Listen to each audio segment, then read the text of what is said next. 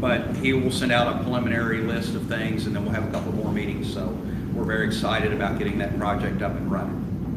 What I really had planned on starting with today was to thank Don Hill from last work session about his leaf pickup program.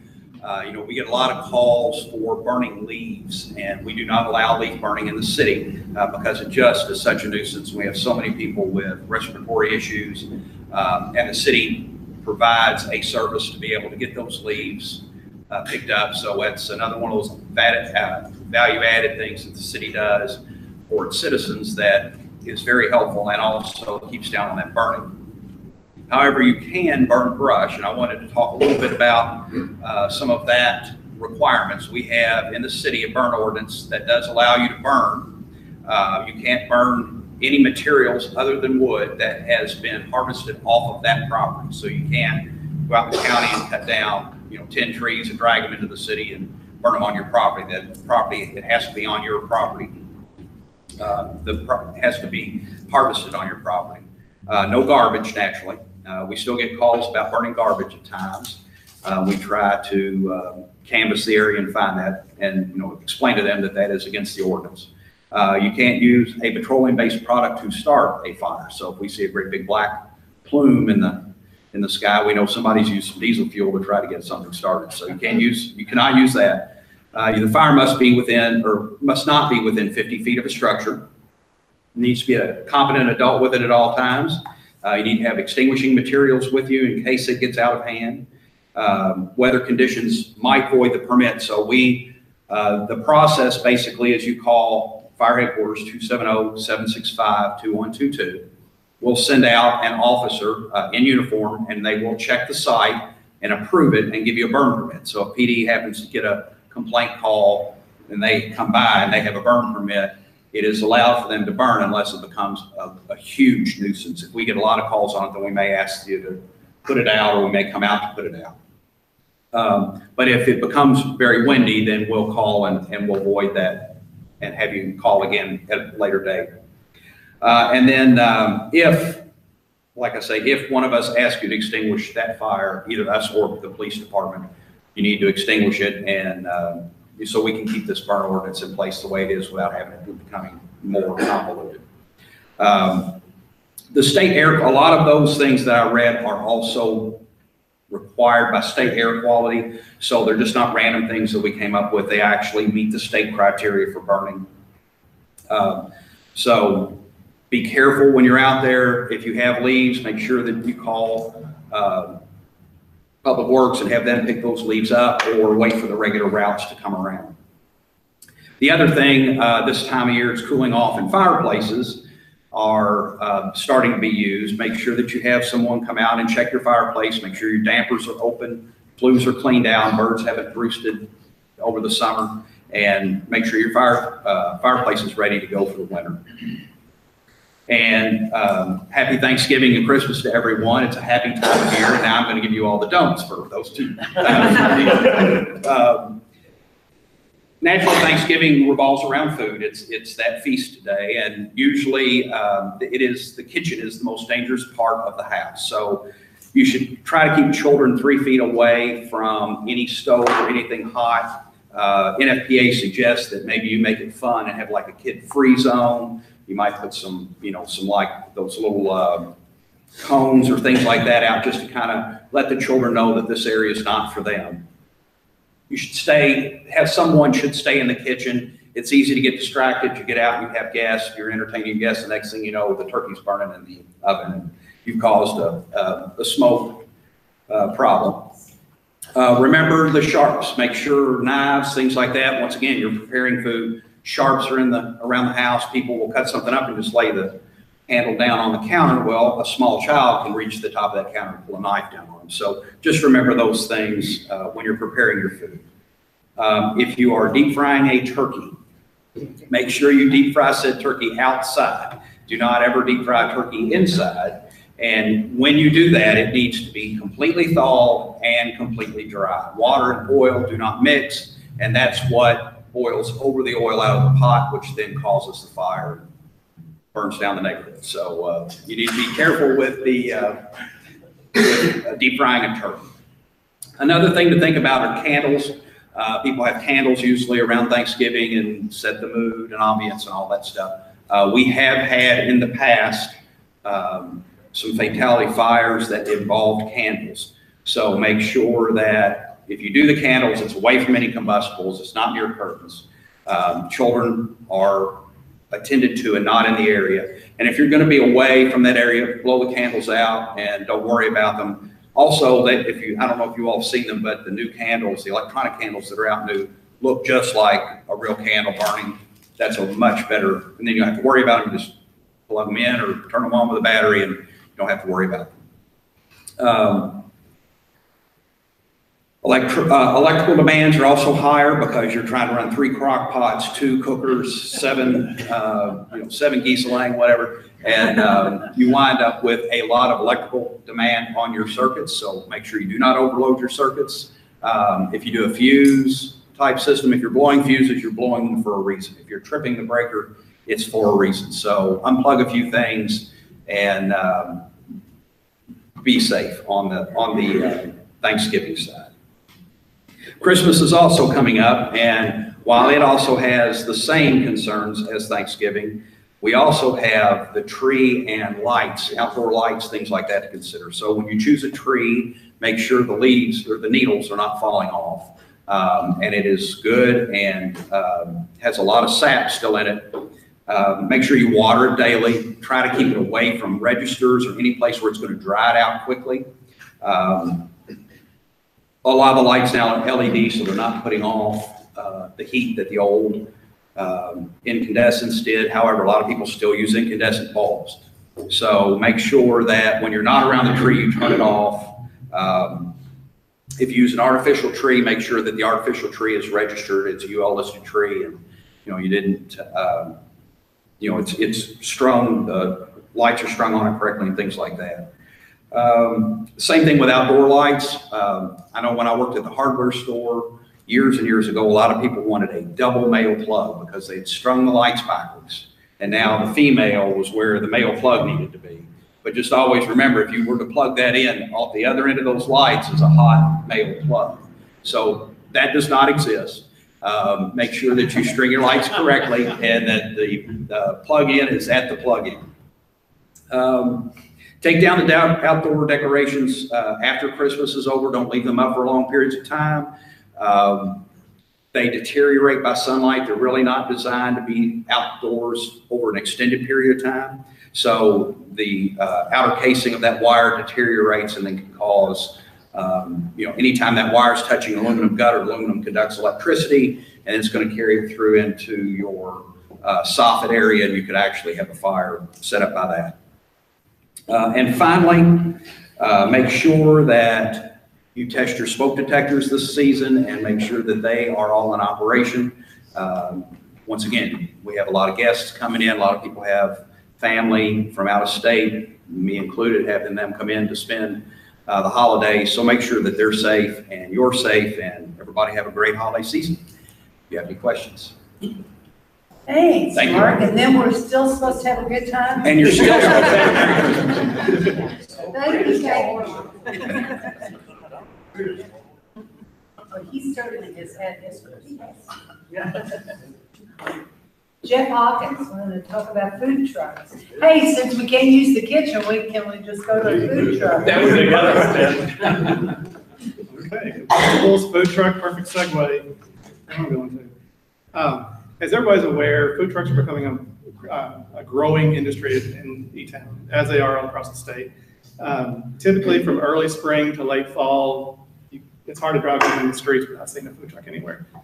We see some of the same ones over and over. We also see some that just pop up. Just seems like for one-time shots and they leave. Right now, the food trucks are required to basically follow the same guidelines as everybody else that owns business in town. In the case of a restaurant, they're required to get a business license, pay the monthly restaurant tax, and also pay net profit. And if they have employees, occupational tax. The one thing that we're finding in the administration department, finance department, is that we're doing a lot of chasing after these people to get them to pay their restaurant tax. A lot of them file zero returns, which means they're claiming they don't have any sales at all. It's kind of hard for us to prove if they did or didn't, but we are spending a lot of time going after them, trying to get their filings. Right now, we're dealing with approximately 30 food trucks on a consistent basis. A few of those actually have brick and mortar restaurants. So what I'm going to talk to you about does not apply to those few with brick and mortars. We still want to treat them the same as we do their restaurant. What we're asking for are some changes coming up to the restaurant tax ordinance, where typically a business will pay a $25 business license fee, a restaurant, and then they'll pay their 2% restaurant tax on a monthly basis. Our ordinance requires them to file monthly, even if they have no sales. We would like to increase that fee just for food trucks. And I've talked about it, and Cheryl in our office, we'd like to raise it up to $250 as a one-time fee. The first $25 of that would go toward the business license, and then the remaining $225 would go toward restaurant tax. And again, this is a one-time fee, so if they do this, they would not be required to file a monthly fee or monthly restaurant tax return. We would be saying, okay, you're good for the whole year. License expires December 31st. The next year you do it again. Yeah.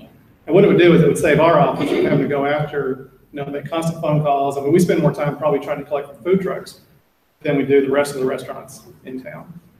So we're trying to eliminate some paperwork. And we've looked at the numbers, and there's not going to be really any negligible difference at all to restaurant tax.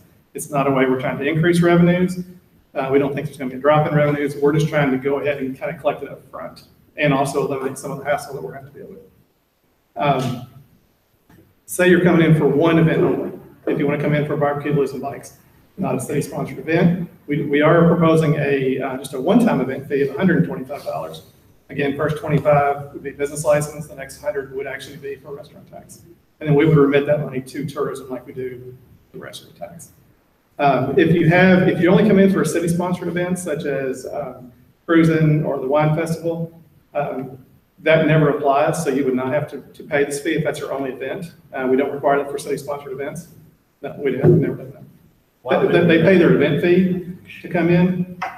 That's just always been the process. Yeah, that's something we could look at, but that's always been the process. If you're just coming in for a city-sponsored event, then you pay the setup fee and whatever fees you have to do to get into the event. That is different if you're coming to barbecue, blues, and bikes second Saturday. You're paying the setup fee the barbecue and bikes too. Yeah. Correct. Yeah, we can Discuss that later, but I think we ought to be consistent across the board. Yeah, it's been, as long as I know, it's been that way. How many food trucks actually come in for one event? Depending on the actual event, I mean, we have, if you look at here, well, not City Hall anymore, if you look down there, like for Cruisin', barbecue, blues, and bikes, 10 or more. I mean, you have some food trucks that actually set up more than one location. And then, not saying food trucks lower their numbers a little bit, but it's you kind of see some numbers that come in and you think, okay, well, we feel like they're doing more than that, but it's kind of hard for us to say one way or another. So we feel with the extra fee, we would actually be collecting restaurant tax. And if you think of it, say $225 of restaurant tax would actually equate to be about, what did I say? It's several $1,000s of actual sales. I don't have the number with me offhand. But we figured it would be a good safe number. When you look at the different food trucks that come in, some would be paying a little bit more than what they normally would. Some would be paying a little bit less. But all in all, it would be how we think. So go back to the Blues, Bikes, and Barbecue. When they submit their application, they pay a fee, a setup fee. Yes.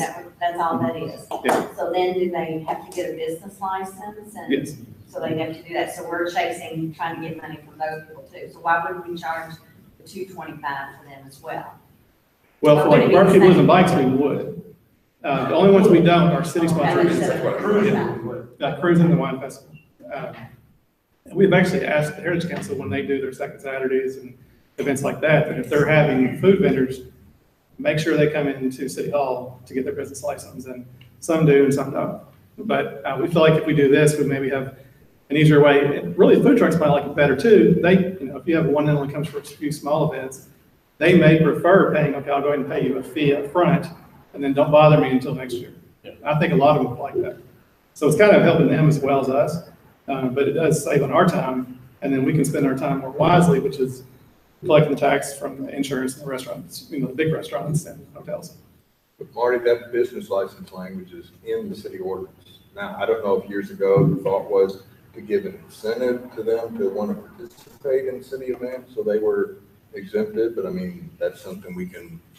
I'd like to look at it, because I don't think that our events, city sponsored events, are any different than another organization. They both are beneficial, or they wouldn't be participating. And realistically, you're talking about $10,000 in sales to get to $200 per restaurant. Right.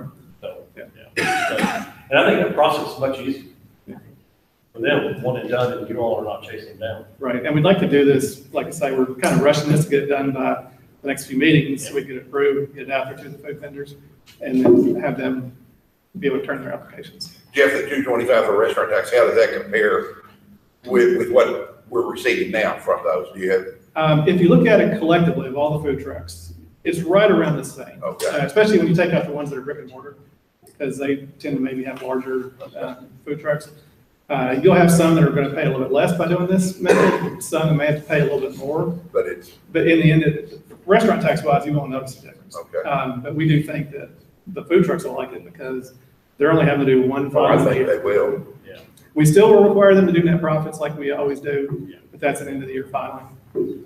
If they have employees, we still want to collect the occupational, but food truck people tend to have all family members that work there and they never pay them. So, Contract labor. yeah, that works. Yeah. But like I said, we'd like to get it done so we can get this approved and started by January 1. Jeff, I like that you said you were not trying to increase Right. the restaurant tax, and you're not trying to find hardship, but I'll tell you what I've heard from people that have a brick and mortar restaurant is they constantly wonder if the people in the food trucks are being treated the same as them in the brick and mortar store. Yeah. Because they're taking away their lunch traffic or their dinner traffic or their Right. weekend traffic.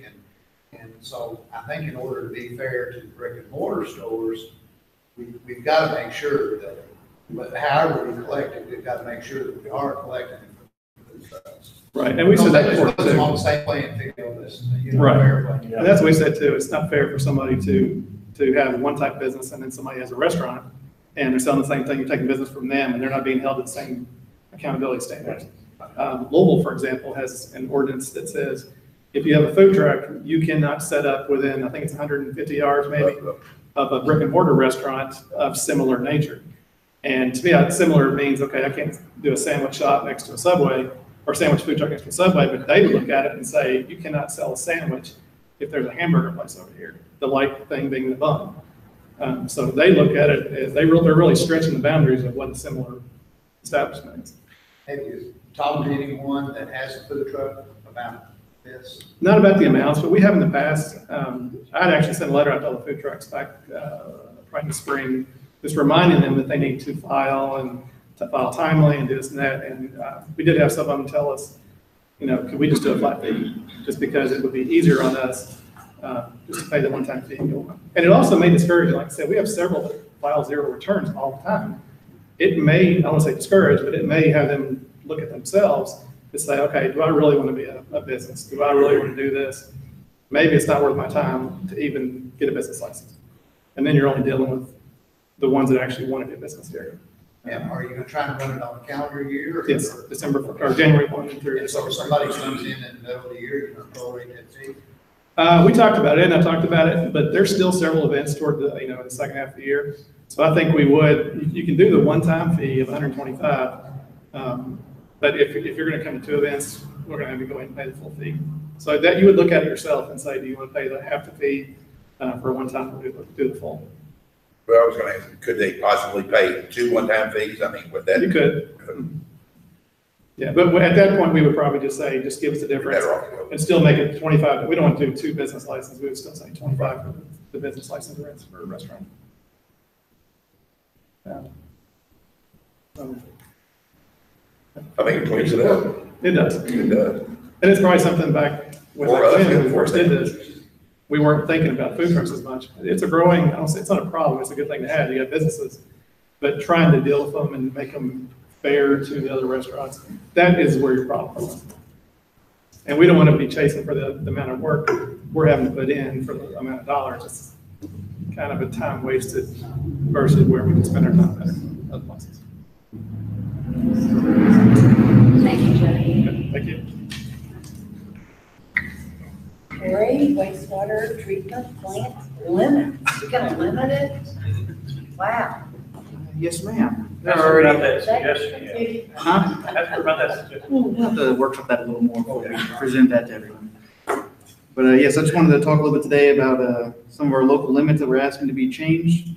A couple of the industries around town have been asking to reevaluate our limits, and we've already had some communication with the state to see if they would even allow us to do this, because through 40 CFR 403.18, if we ever want to modify anything with our pre-treatment program, we have to go through and get approval from the Division of Water.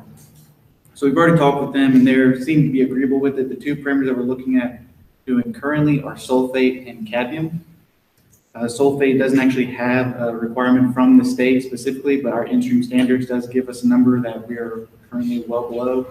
We're trying to up it a little bit to give some of the industry a little more room, and it won't actually negatively impact the plant, we don't believe. We've done some tests and everything looks to be okay there. Cadmium is more for the new businesses coming in Glendale. Blue Beacon has had issues with their cadmium, and talking with them, the state's letting us redo some of our numbers to use a better removal efficiency given the size of our plant and how much we've shown in the past that we can remove, to use a different number than what we've used in the past.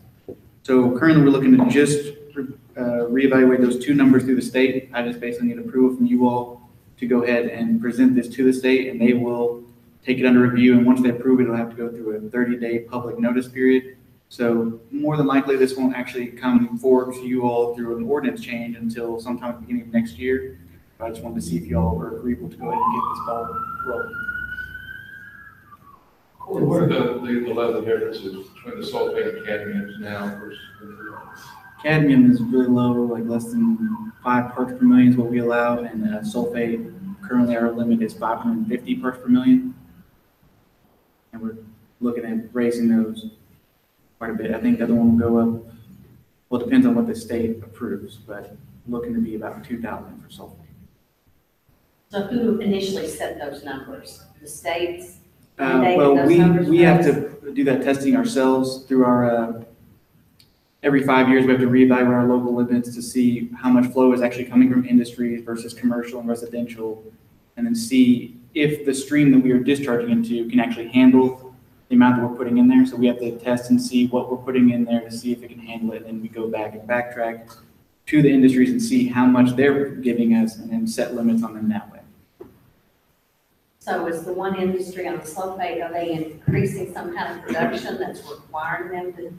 They put just more in? recently, they changed their process a little bit and how they pre-treat, and they kind of slightly above where they need to be. They're usually around 800, 900 now. Like I said, the limit's 550, so they're pretty consistently out. And then we've also looked at it and said, well, 550 is just, we're putting that number out there being way stricter than what we actually could have it up to try and, save that capacity for later in case we need to increase it, and we'll say now we need to increase it, so, for future industries also.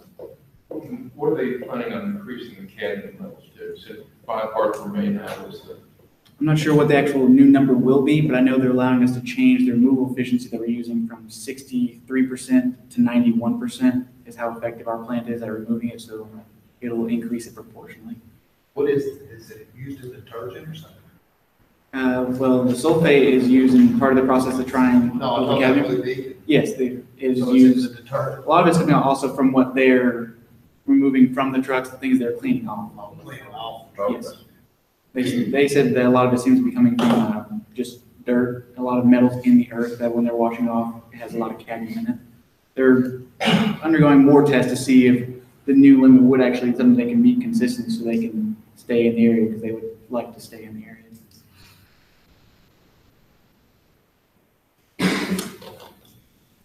All right, then we will send this off to the state and let them at least review it, and then. Corey, I think the council, we have conferred with you guys on this because Just want to make sure you all, because it's going to have to go through an ordinance at some point. I want to make sure you all know about it well in advance. We'll probably be talking about it again before it actually gets started. I know it, but I'll explain it. Thank you. Thank you. Okay. Any comments from the council, worth listening to? And maybe the rest of the council knew this, I did not know it, but Robert, I went by the other day and Edna's big detention basin there, you've got the baffles. Sure do, yeah. It's a nice improvement for the downstream neighborhood. I think what you'll see is in lower event storms, you'll see more water start to stay there as opposed to traveling on downstream. And go a little slower. It will, a little bit of stockpile up there. We'll see the lower events, the 2 and 5 year events, we'll see more water accumulate there. I think that's something the neighborhood asked for, and we wanted to respond and refit that onto that alpha structure. But we really haven't had a decent test since you installed. There's been a couple, yeah, we've had some water standing there. And so, a few nights ago, we had pretty good. Well, they don't care if it's standing there. They'd rather have it there than Yes. further down the street. That's certainly our intent. So, we're anxious to continue to monitor, and hopefully we've got it on. And now, Mayor, are you going on tour? I'm considering going on Oh, tour. nice, you have collected enough money to pay it off. Yeah, well, thank you all very much, thank you.